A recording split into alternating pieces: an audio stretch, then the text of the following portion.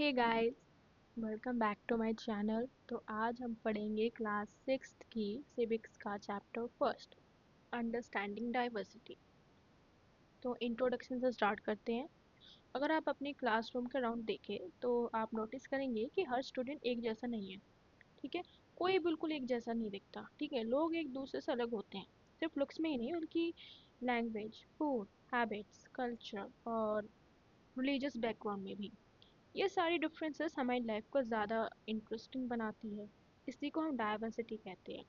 India में लोग अलग अलग रिलीजन से आते हैं। ठीक है, अलग रिलीजन फॉलो करते हैं, अलग कल्चर से बिलोंग करते हैं। इसी वजह से इंडिया एक बहुत ही डाइवर्स कंट्री है।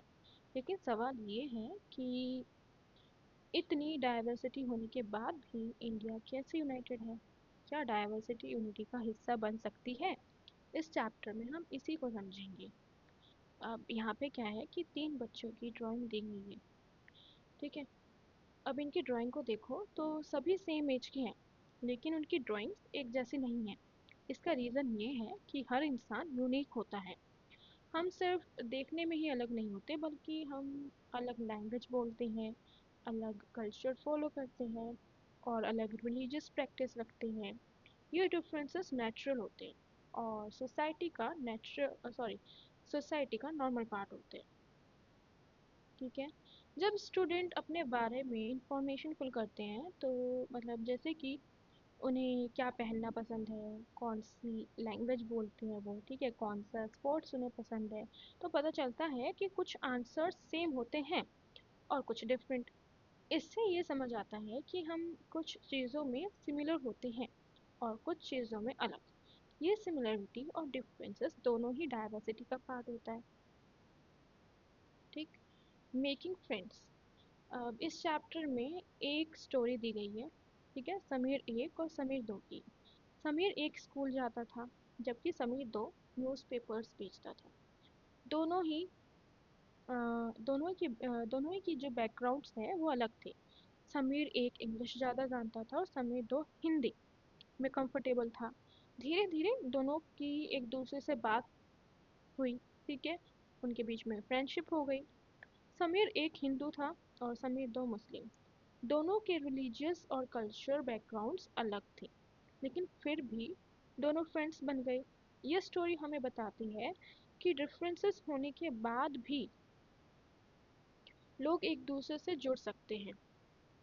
ठीक, यहाँ हमने डिफरेंसेस और इनइक्वालिटी के बीच का फर्क अ, समझा। मतलब कि यहाँ पे क्या है कि दोनों जो है डिफरेंट है एक दूसरे से, मतलब उनके बैकग्राउंड, उनके कल्चर, उनके रिलीजन से। ठीक है, बट यहाँ पे क्या है, इनइक्वालिटी देखी गई है कि जो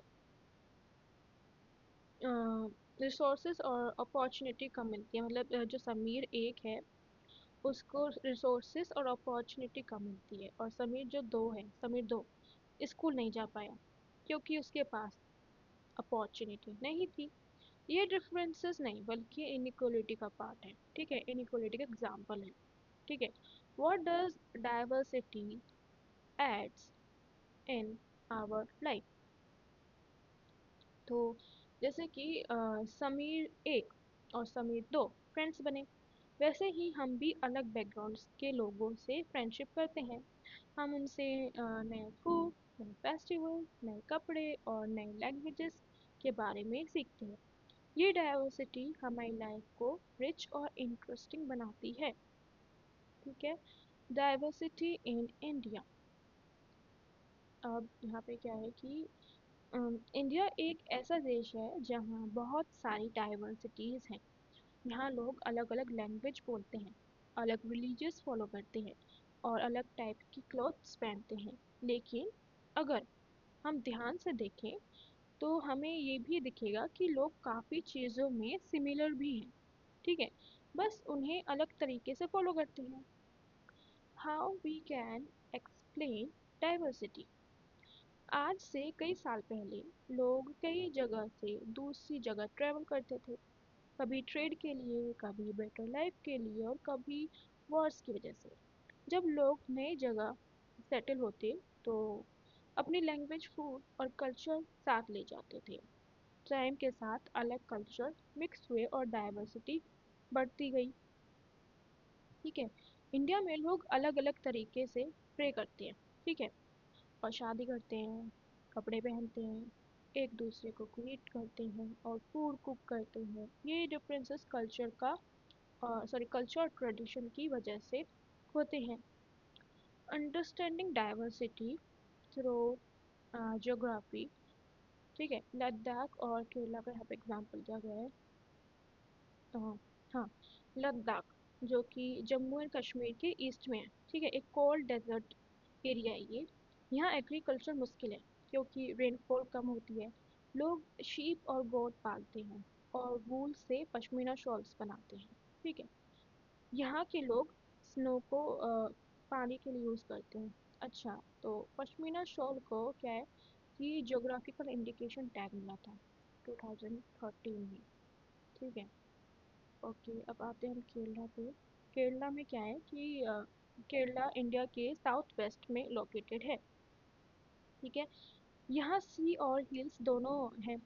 यहाँ स्पाइसेस जैसे पेपर, कार्डेमन ग्रो होते हैं। केरला ट्रेड के लिए इम्पोर्टेंट सेंटर है, इसलिए यहाँ अलग अलग कल्चर्स का इन्फ्लुएंस दिखता है। ठीक है। लोग यहाँ राइस, फिश और वेजिटेबल्स खाते हैं। अब हिस्ट्री और जियोग्राफी और कल्चर देखें तो लद्दाख और केरला दोनों अलग जियोग्राफी के हैं, लेकिन दोनों पर ट्रेडर्स का इन्फ्लुएंस रहा। ठीक है। इसलिए दोनों की कल्चर रिच और डाइवर्स है। हिस्ट्री और जियोग्राफी मिलकर किसी रीजन की कल्चरल लाइफ को शेप करती है। Unity in diversity. इंडिया की जो डाइवर्सिटी है हमेशा उसकी स्ट्रेंथ रही। फ्रीडम स्ट्रगल के टाइम पर अलग अलग बैकग्राउंड से लोग एक साथ आए और ब्रिटिश रूल के खिलाफ लड़े। ब्रिटिश ने इंडियंस को डिवाइड करने की कोशिश की, लेकिन लोग यूनाइटेड रहे। इसी को यूनिटी इन डाइवर्सिटी कहते हैं। ठीक है। तो जो जलियांवाला बाग, अ, देखो यहाँ पे जो जलियांवाला बाग है, जलियांवाला बाग मैस्कर के जो सॉरी सॉरी मैस्कर के बाद जो सॉन्ग लिखा गया उसमें हिंदू और मुस्लिम्स दोनों के ब्लड के एक साथ, मतलब ब्लड को एक साथ दिखाया गया। लेकिन दिखता है कि स्ट्रगल के टाइम पर लोग एक हो गए थे। ये यूनिटी इंडिया की सबसे बड़ी ताकत है।